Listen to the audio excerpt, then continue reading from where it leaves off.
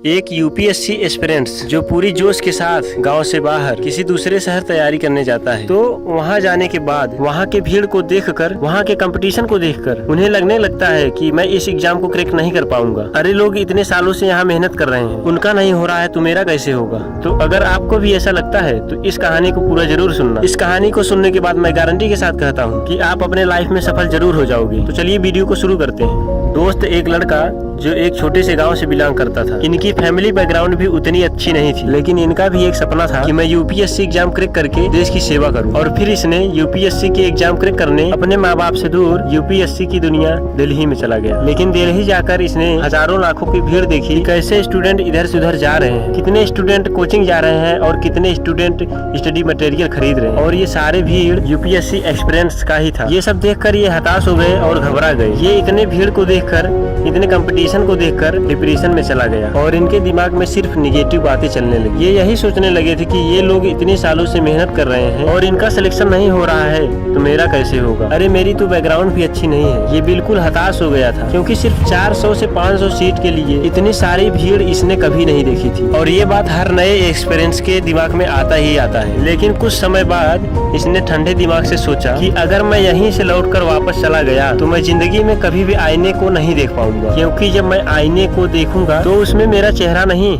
बल्कि एक फेलियर दिखेगा। उसमें यह दिखेगा कि मैं डरपोक था, डर की वजह से मैं तैयारी नहीं किया और मैं अपने माँ बाप से बोल कर आया हूँ और सपना दिखा कर आया हूँ कि तेरा बेटा आईएएस बनकर ही लौटेगा, तो मैं बिना आईएएस बने कैसे चला जाऊँ। ये नहीं हो सकता। दोस्त, इसके अंदर फिर से यूपीएससी क्रैक करने का जोश आ गया और इसी जोश के साथ तैयारी करना शुरू कर दिया और इसने पूरे मेहनत और डेडिकेशन के साथ तैयारी करना शुरू कर दिया। और दोस्त, तैयारी करने के बाद जब इसने एग्जाम दिया तो अफसोस इनका प्री एग्जाम ही क्वालिफाई नहीं हो पाया और इसे एक बड़ा झटका लगा और सोचने लगा कि जिस एग्जाम को क्लियर करने का सपना लेकर आया था और इसके पहले ही एग्जाम में मैं फेल हो गया। और दोस्त, जब ये फेल हुआ ना तो इसके घर के आसपास वाले लोग ताना देना शुरू कर दिए। वो कहने लगे कि तेरे बेटे से यूपीएससी नहीं निकल पाएगा, तुम लोगों ने क्यों बड़े सपने देखकर यूपीएससी की तैयारी करने के लिए दिल्ली भेज दिया, उससे कुछ नहीं हो पाएगा। दोस्त, ये सब देखकर ये लड़का पूरी तरह से टूट गया और इसने खुद से कहा कि कोई बात नहीं, अपना टाइम आएगा, मैं एक दिन यह ताने को तालियों में बदल कर ही रहूंगा। और दोस्त,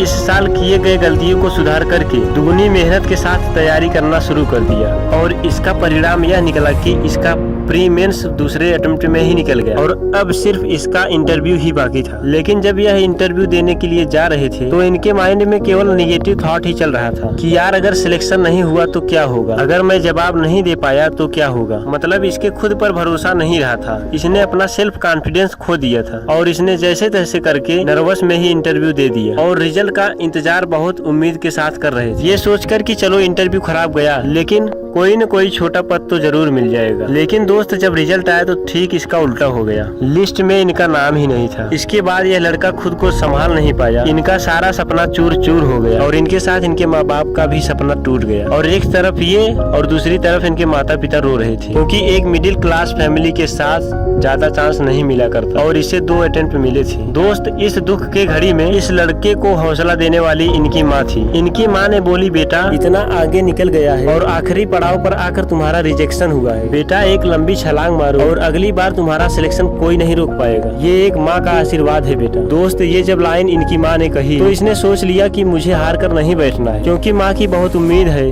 और मैं इसे पूरा करके ही रहूंगा। दोस्त, इसने फिर से दिन रात मेहनत करके तैयारी करना शुरू कर दिया, क्योंकि एक एग्जाम के चलते अपने माँ बाप के आंखों में आंसू आना ये कोई बर्दाश्त ही नहीं कर सकता। और इस बार इसने इतना मेहनत किया और इसका सिलेक्शन होने से खुद यूपीएससी भी नहीं रोक पाया और 72 रैंक के साथ आईएएस अधिकारी बन गए। तो फ्रेंड, इससे हमें यह सीख मिलती है कि कोई भी एग्जाम क्लियर करने के लिए फैमिली बैकग्राउंड का मैटर नहीं रखता और दूसरा सेल्फ कॉन्फिडेंस होना चाहिए।